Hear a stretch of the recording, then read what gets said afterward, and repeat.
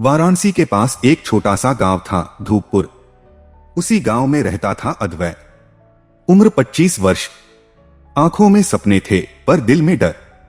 हर दिन सूरज उगता पर अद्वैत के भीतर अंधेरा ही रहता।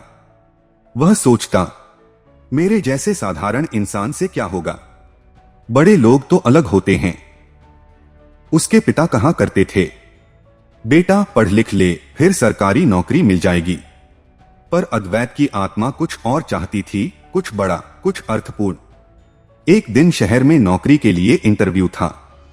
अद्वैत पहुंचा, हाथ कांप रहे थे, आवाज डगमगा रही थी। सवालों के जवाब उसे आते थे पर आत्मविश्वास नहीं था।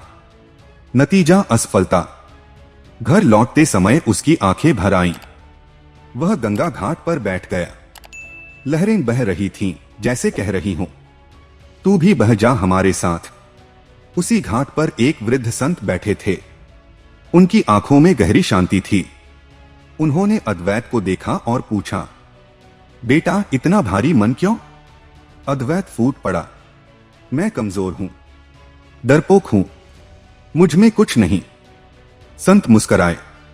उन्होंने कहा, सबसे बड़ा पाप क्या है जानते हो? अपने आप को कमजोर समझना।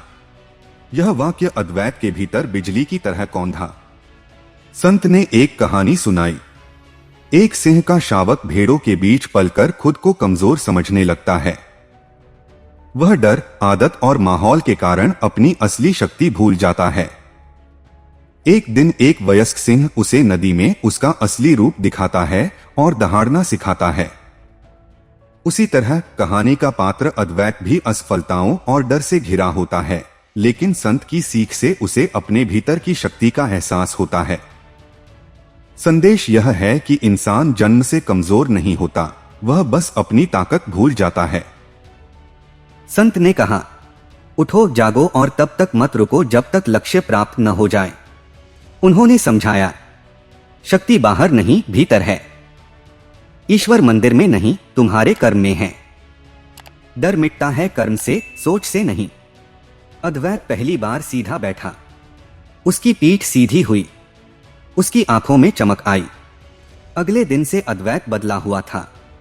सुबह उठकर वह खुद से कहता, मैं कमजोर नहीं हूं, मैं कर सकता हूं।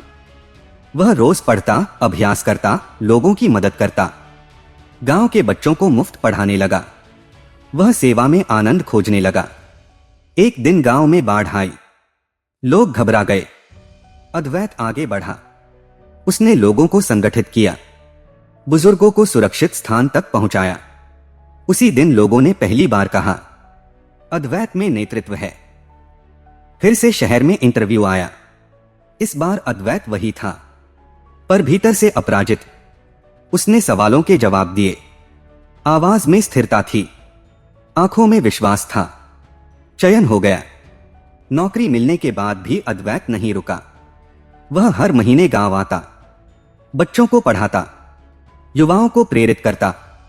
वह कहता, सफलता का मतलब केवल पैसा नहीं, दूसरों को उठाना भी सफलता है।